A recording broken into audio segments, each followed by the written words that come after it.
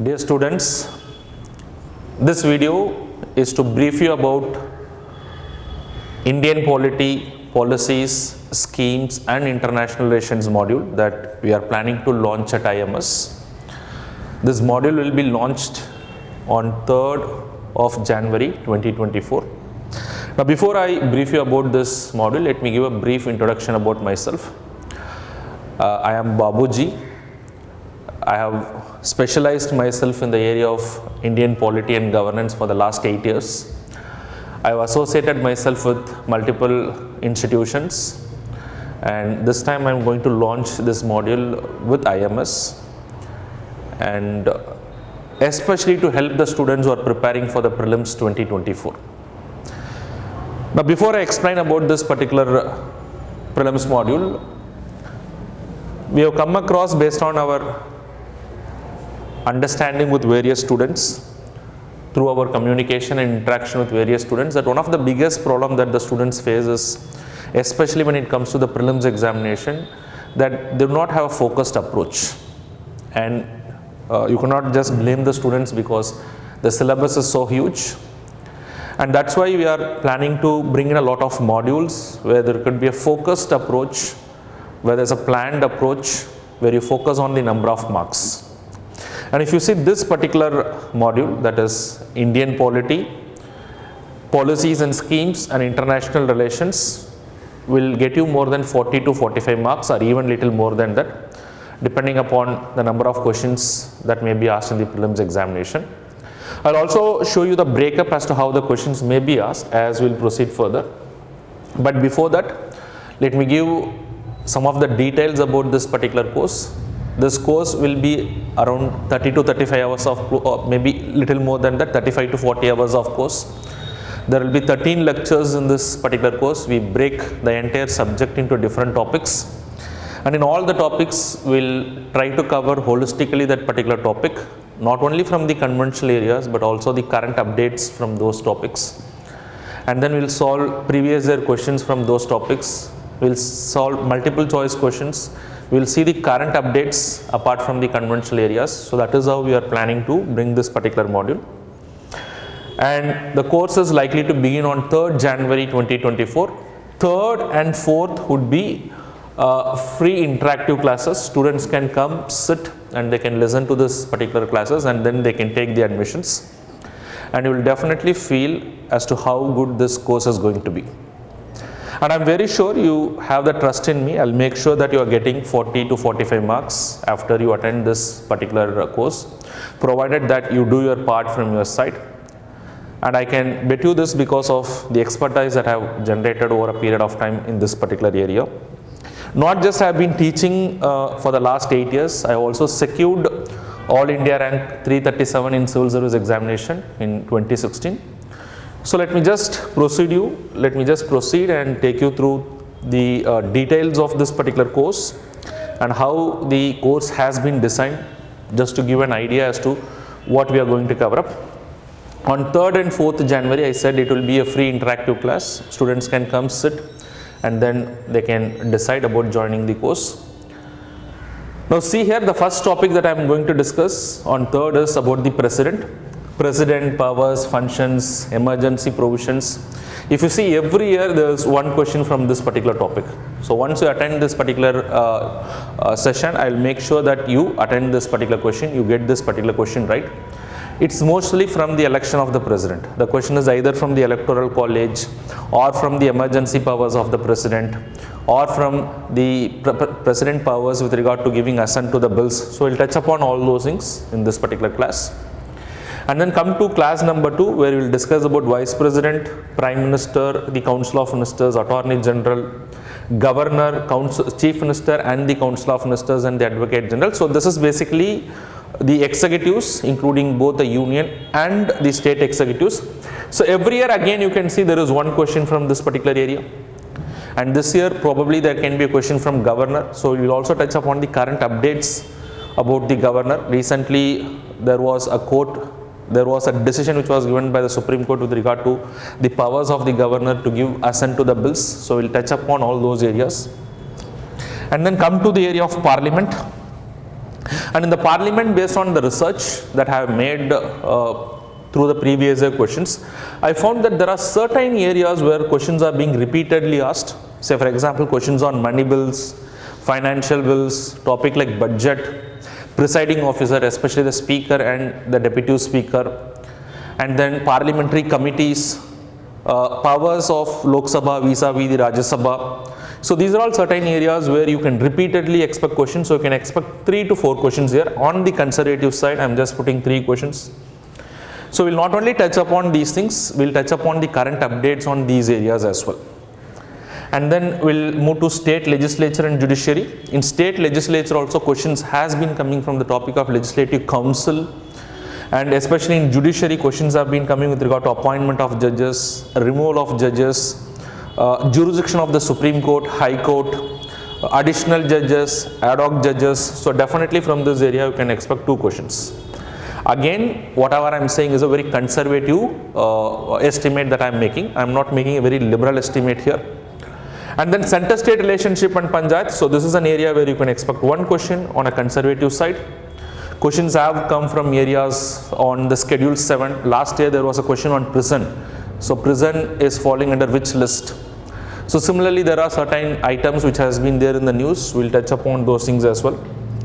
And under the constitution, you know that in certain areas, although the item is in the state list, certain circumstances, the parliament can make a law on item in the state list. That is again an area where question is asked. Panchayati Raj, very simple questions are asked with regard to the qualification, disqualification, what is Gram Sabha, what is the objective of the Panchayat.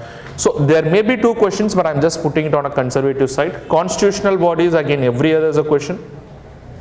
Bodies like Finance Commission, last year there was a question related to Finance Commission. Questions have come from Election Commission. So again you can expect 1 question from this particular area. And then the next theme would be on fundamental rights, directive principles of state policy, fundamental duties, and apart from that, important themes. And this has become a recent trend in UPSC last 5 years. Every paper there's a question from these themes. From any of these themes, like what is liberty, justice, equality. So we'll touch upon those things also along with the fundamental rights. And in the fundamental rights, especially Article 14, Article 21, what is the concept of rule of law? So this has been repeatedly asked, where we'll try to have understanding not only about those things overall, we'll also touch upon the current updates. And this is an area again you can expect 4 questions. This is on a very conservative note that I am saying. And then the next topic would be historical undermining, that this is related to the company rule and the crown rule. So starting 1773 till 1947, the Indian Independence Act, which you can further divide that into company rule as well as the crown rule. And you can expect 1 question, especially from the crown rule. Questions may come from the Councils Act, question may come from the Government of India Act, especially the Government of India Act 1935. Sometimes a question may come from the company rule as well, from 1773 to 1857. So we'll touch upon these things here. Apart from that, last year there was a question from Constituent Assembly also. So we'll touch upon the Constituent Assembly as well. Preamble, every year there is a question on preamble, very simple question. Union and its territories, citizenship may also be asked. So this is an area, again there are definitely 2 questions. You cannot miss out on that. And then the next class is the Representation of People Act. The only ordinary law that is part of your syllabus is the Representation of People Act, especially the Representation of People Act 1951. And this year there is a lot of current updates with regard to disqualification of the members of the parliament, and hence you can expect a question. I also predict a question might come, so please let us prepare on this as well. And then apart from that, important themes like democracy, what is constitutionalism? Last 5 years, 3 times this question has been asked. We'll touch upon themes like federalism and certain miscellaneous topics. So miscellaneous topics is also every year 1 or 2 question comes. So we'll prepare ourselves for these miscellaneous topics also. From this class, again, I can say definitely 2 questions. And then the next topic is the important articles, important amendments, schedules. Schedules like Schedule 5, Schedule 6 are repeatedly asked in the examination. Last year also there was a question from first constitutional amendment, sometimes important articles. Again, you can expect one question from this particular area. Now you just count from the 11 classes that I put, 10 classes that I put. 1 plus 1, 2, 5, 7, 8, 9, 13, 13 plus 2, 15, 17, 18 questions. So this is on a conservative side, and depending upon how UPSC is asking, it can be little more also, it can be little less also, but definitely not less than 15 questions. So now 18 questions, and then you can see international relations is also we are going to cover. We have got 2 classes to cover on international relations.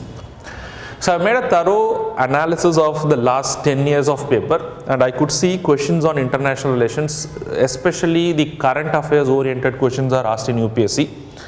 Questions do come from areas like international summits, international projects where India is also a stakeholder, international laws, and then international agencies. Say for example, this year there was a G20 summit. There was an ASEAN summit. So all these things are very important. Places in news, regions, and the significance of that particular region. And then apart from that, United Nations organization and its agencies. So these are all areas where you can definitely expect 3 to 5 questions. On a conservative side, minimum 3 questions, which may go up to 5 questions or maybe a little more also. And then finally, we'll touch upon the international, we'll touch upon policies and schemes, initiatives.